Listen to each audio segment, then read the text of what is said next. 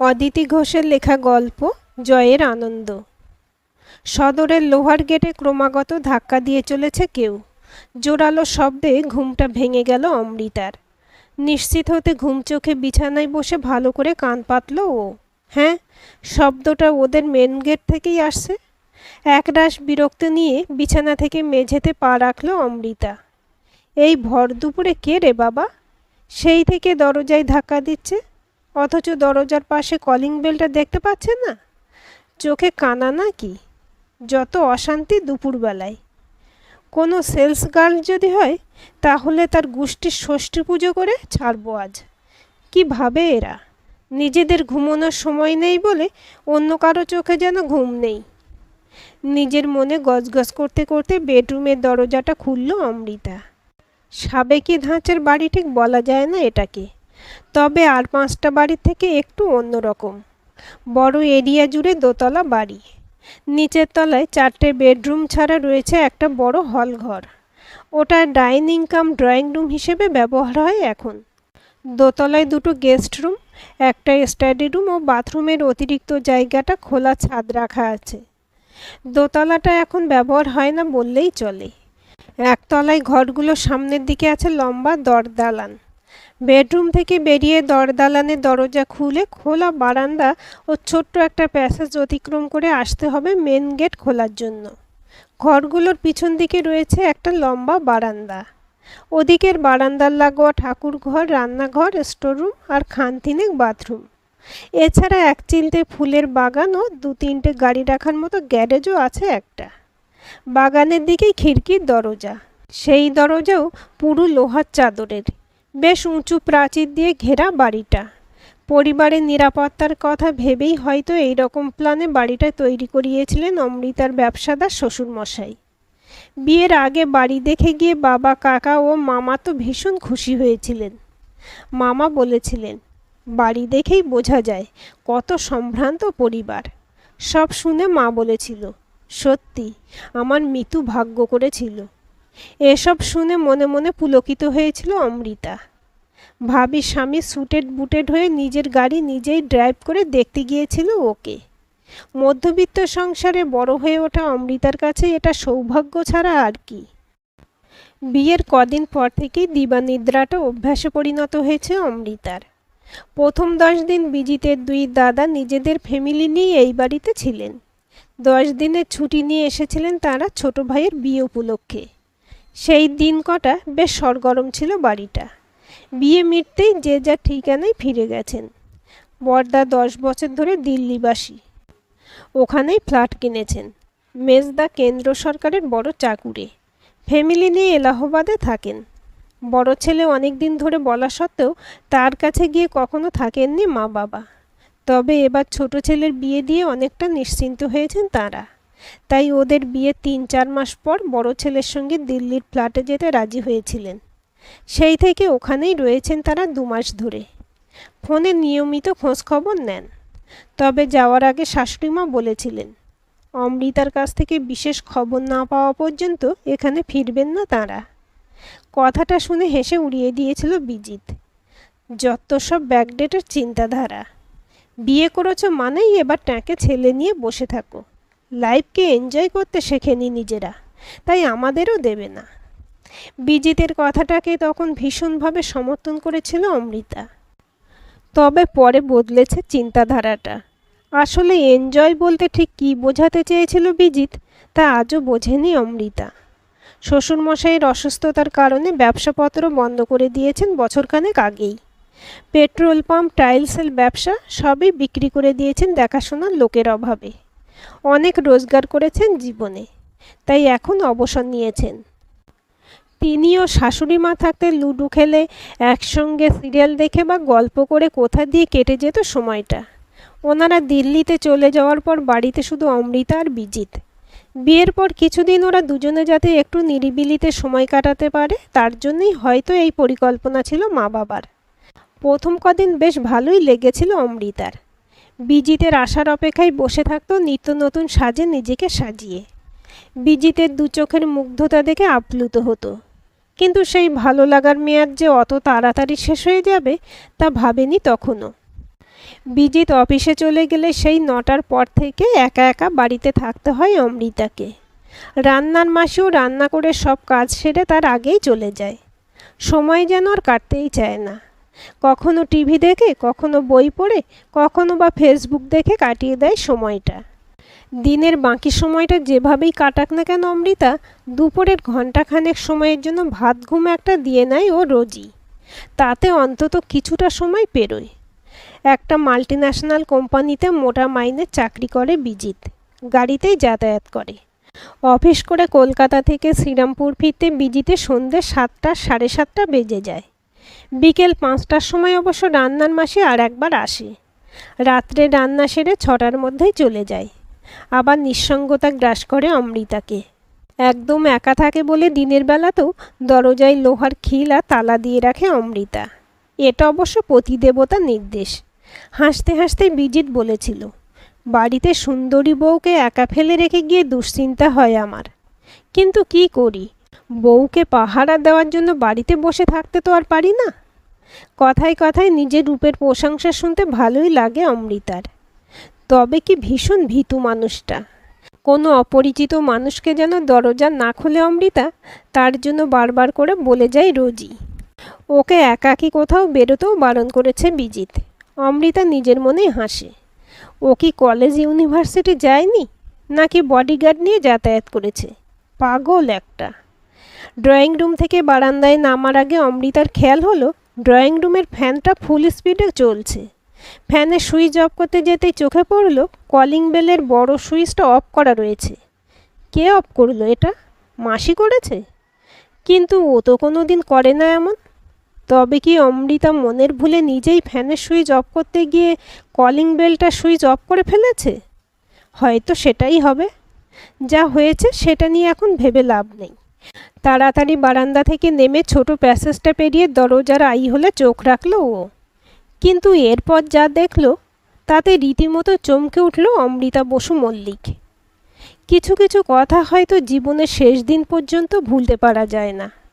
রিতেশকে নিজের বিয়ের কার্ডটা কুরিয়ার করে পাঠিয়েছিল অমৃতা। নিজেদের বাড়ি থেকে মাত্র 2 কিলোমিটার দূরে রিতেশের বাড়ি। কখনো অটোয়, কখনো রিকশায়, কখনো বা রিতেশের বাইকে চেপে বহুবার অমৃতা ওই বাড়িতে গেছে। অথচ বিয়ের কার্ডটা দেওয়ার জন্য নিজে না গিয়ে কুরিয়ারে পাঠিয়েছিল। এটা করার পিছনে যে কারণটা ছিল তা বুঝতে অসুবিধা হয়নি রিতেশের। অমৃতা হয়তো ভেবেছিল এইভাবে নিমন্ত্রণ করলে অপমানিত বোধ করবে রিতেশ। স্বাভাবিকভাবেই নিমন্ত্রণ রক্ষা করতে আসবে না ও। আসলে মনে মনে ভয় পেয়েছিল অমৃতা।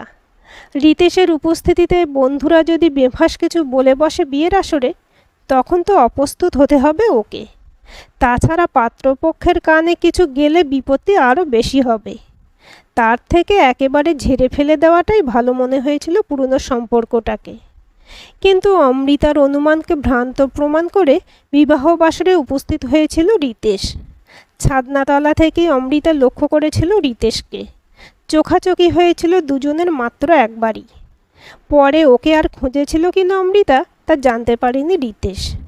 বন্ধুদের সঙ্গে মিলিতভাবে কোনো উপহার দিতে মন সায় দেয়নি ওর। একটা শাড়ি উপহার দিয়েছিল ও অমৃতাকে। নিজের পরিচিত একটা বুটিকে অর্ডার করিয়েছিল শাড়িটা। ডিজাইনটা নিজে এঁকেও দিয়েছিল। আকাশ নীল রঙের সিল্ক থানের উপর সাদা বকের শাড়ি। শাড়ির প্যাকেটের মধ্যে নিজের নাম লিখে অমৃতার মায়ের হাতে দিয়ে এসেছিল উপহারটা।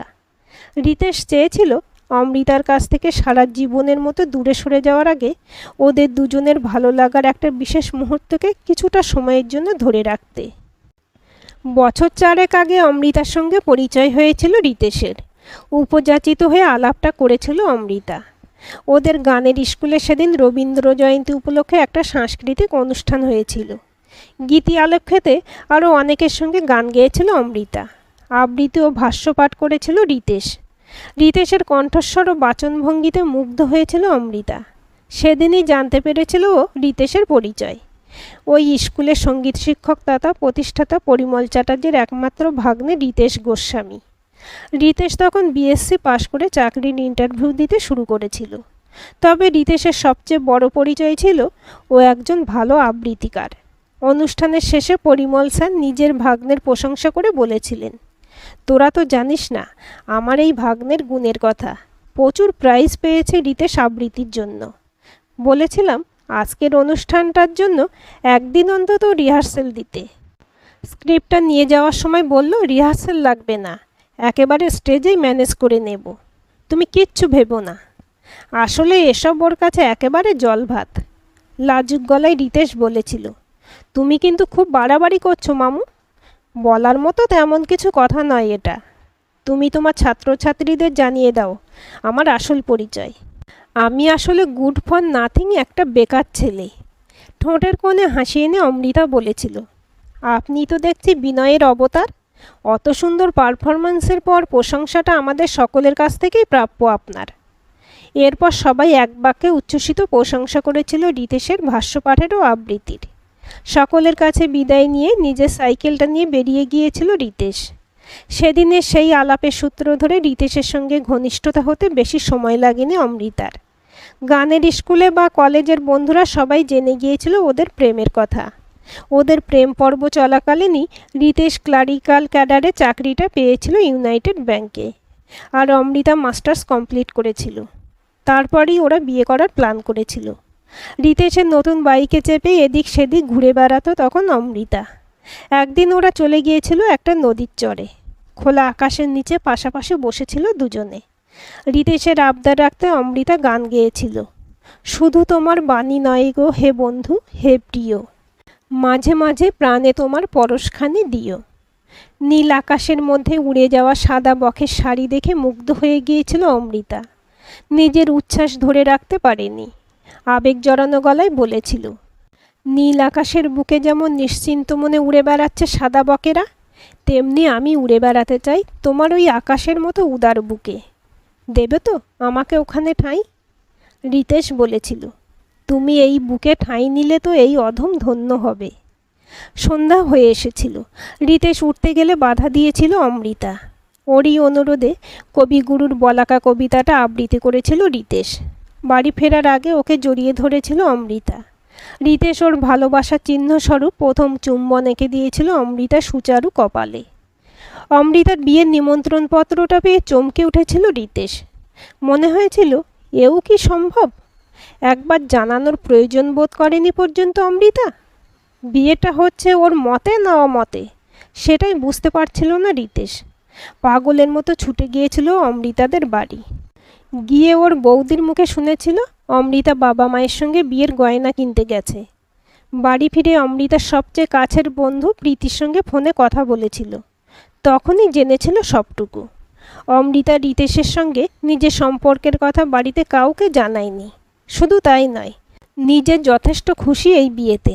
বন্ধুদের কাছে হাসতে হাসতে নাকি বলেছে, 4 চাকার বদলে 2 চাকা আর অফিসারের বদলে ক্লার্ককে বেছে নিয়ে মূর্খামি করতে রাজি নই বাবা। প্রেম হচ্ছে কল্পনা আর বিয়েটা বাস্তব। কল্পনায় না ভেসে বাস্তবের জমিতে নিজের একটা শক্তপোক্ত জায়গা করে নেওয়াটাই বুদ্ধিমানের কাজ। বিশ্বাস করতে কষ্ট হচ্ছিল কথাটা। তবু যেটা ঘটতে চলেছে সেটা তো আর মিথ্যে নয়। তাই কষ্ট হলেও ব্যাপারটাকে নির্বিবাদে মেনে নিয়েছিল রিতেশ।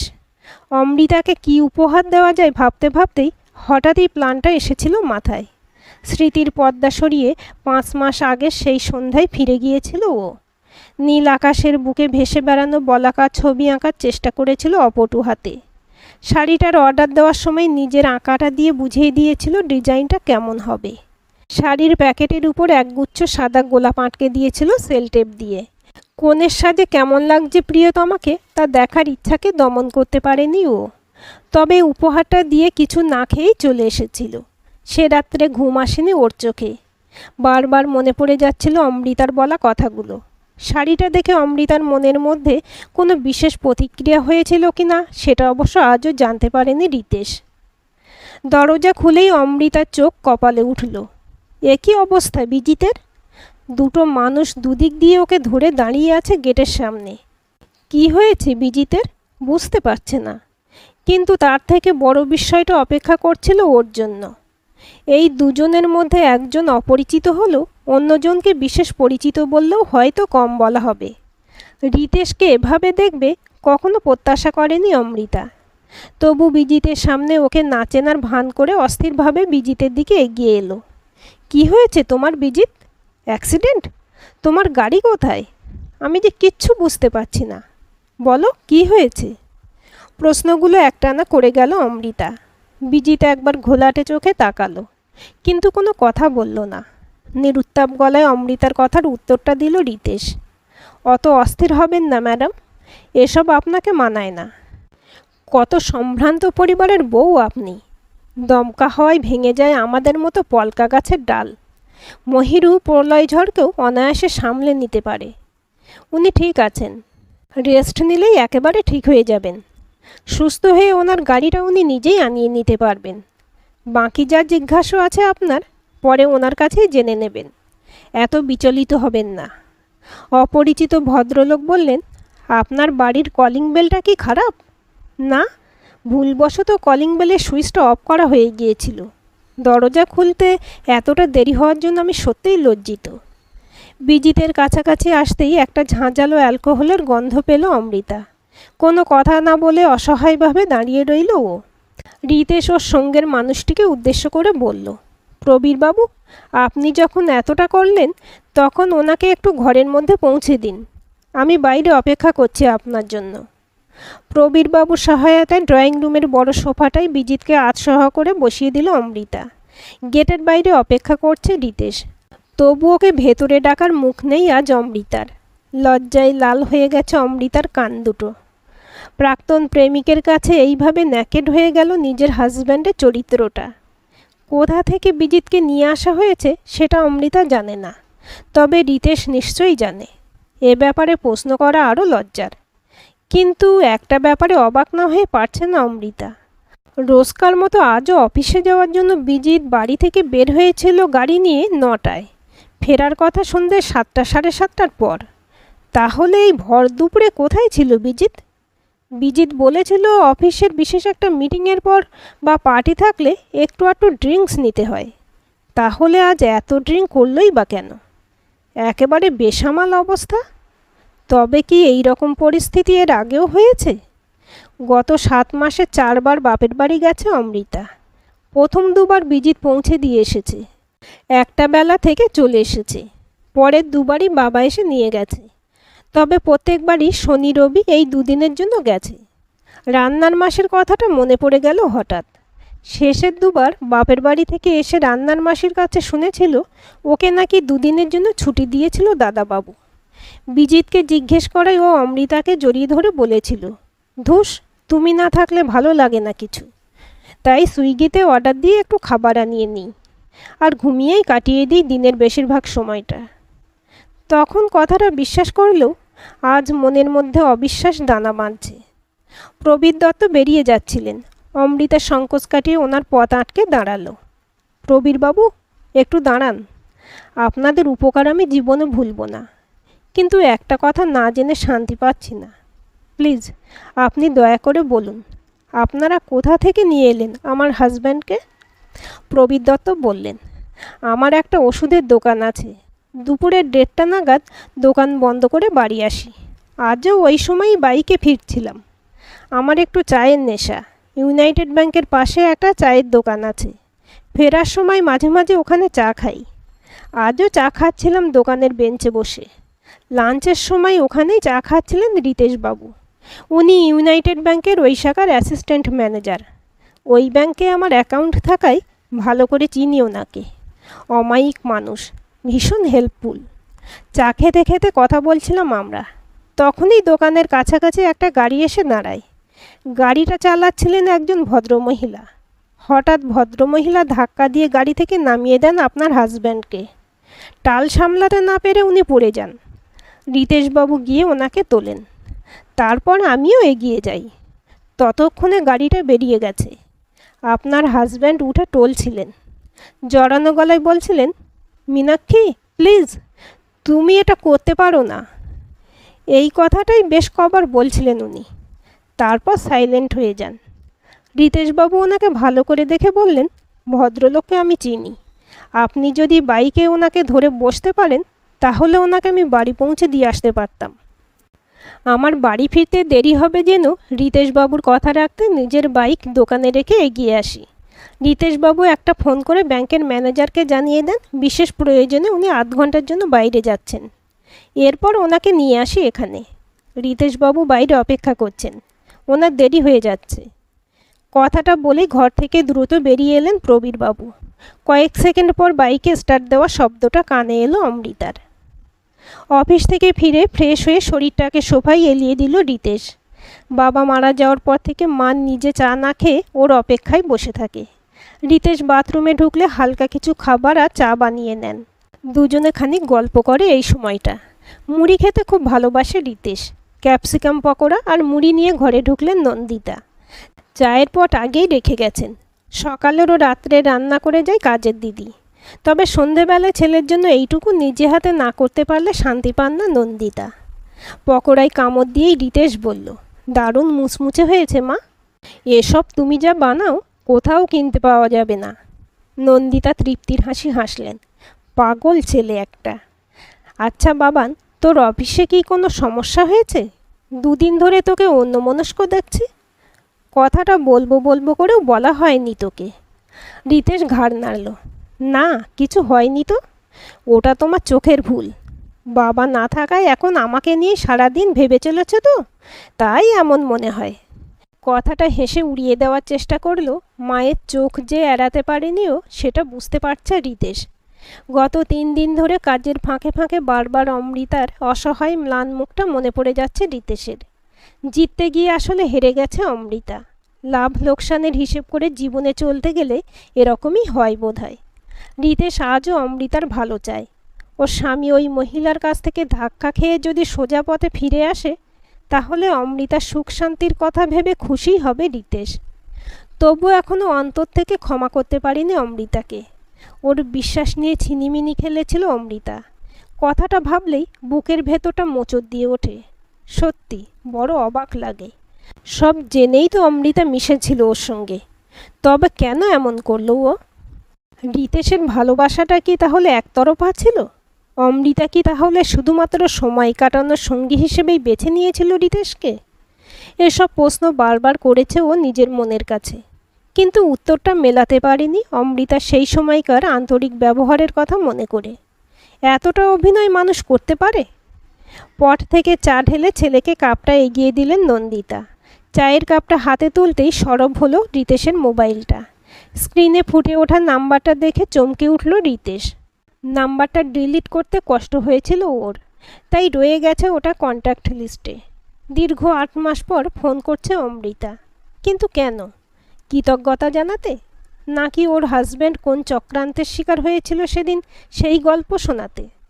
উদ্দেশ্য যাই হোক, ওর ফোন রিসিভ করতে ইচ্ছে করছে না এই মুহূর্তে। রিং হয়ে হয়ে থেমে গেল। নন্দিতা বললেন, কি ব্যাপার তোর, ফোনটা রিসিভ করলি না কেন? রিতেশ বলতে যাচ্ছিল ফালতু ফোন, তার আগেই আবার বাজতে শুরু করেছে। বাধ্য হয়ে রিসিভ করলো কলটা। ও প্রান্ত থেকে অমৃতার অসহিষ্ণু গলা ভেসে এলো, আমি মস্ত বড় ভুল করেছি রিতেশ। খোঁজ নিয়ে জানতে পেরেছি বিজিতের চরিত্র ভালো নয়। ও আমাকে ঠকিয়েছে। আমি বাবা মাকে ফোন করে সব জানিয়েছি। আমি ডিভোর্স নিতে চাই। রিতেশ গম্ভীর গলায় বলল, যদিও এটা তোমার একান্ত ব্যক্তিগত ব্যাপার, তবু আমি সাজেশন দেব ওকে শোধরানোর সুযোগ দেওয়ার। কি বলছো তুমি? এই মানুষ জীবনে শোধরাবে না। তাহলে তুমি ভেবে দেখো কি করবে। আমি নতুন করে শুরু করতে চাই জীবনটা। ভালো, শুভেচ্ছা রইল তোমার নতুন জীবনের জন্য। তুমি তো আজও একা রিতেশ। আমি জানি আমার ভালোবাসাকে ভুলতে পারোনি বলেই তুমি আর কাউকে জীবনসঙ্গী করতে পারোনি।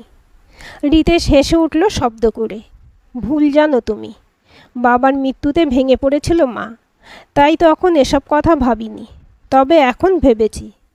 আমি মায়ের পছন্দের এক পাত্রীকে বিয়ে করতে রাজি হয়েছি। আগামী 2 মাসের মধ্যেই সেরে ফেলতে চাই মা শুভ কাজটা। তোমাকে কুরিয়ারে কার্ড পাঠাবো না, নিমন্ত্রণ করে আসবো নিজে গিয়ে। এখন একটু ব্যস্ত রয়েছি, রাখলাম। মোবাইলটা টেবিলে নামিয়ে রেখে একটা বড় নিঃশ্বাস নিল রিতেশ। বেশ হালকা লাগছে বুকটা। নন্দিতা শুনেছিলেন দুজনের কথোপকথন। ছেলেকে বিয়ের জন্য বলে বলে এখন হাল প্রায় ছেড়ে দিয়েছেন। কোনোভাবেই রাজি করাতে পারেননি ওকে। এখন সুযোগের সদ্ব্যবহার করলেন। ছেলের মাথায় হাত রেখে বললেন, মায়ের নাম করে মিথ্যে কথা বলতে নেই। তাছাড়া এরপর তুই বিয়ে না করলে তোকে মিথ্যেবাদী ভাববে অমৃতা। তুই হেরে যাবি, সেটা আমি সহ্য করতে পারবো না। তোর বাবার বন্ধু প্রফেসর সান্যালের মেয়ের জন্য বলেছেন ওনার স্ত্রী। তাহলে ওদের আসতে বলি। মায়ের কথাটা যুক্তিসঙ্গত মনে হচ্ছে রিতেশের। আর হাঁটতে রাজি নয় ও। দুহাত দিয়ে মাকে জড়িয়ে ধরল রিতেশ। বেশ, বলে দাও আমি রাজি। নন্দিতা আনন্দে আত্মহারা হয়ে তৎক্ষণাৎ হাতে তুলে নিলেন মোবাইলটা। আর কোনো দ্বিধা নেই রিতেশের মনে। সত্যিই জয়ের আনন্দ অনুভব করছে এখনও। আজকের গল্পটি কেমন লাগলো কমেন্ট করে জানাবেন। ভালো লাগলে লাইক, হাইপ, শেয়ার করবেন। আর চ্যানেলটি সাবস্ক্রাইব করে বেল আইকনটি ক্লিক করে রাখতে ভুলবেন না।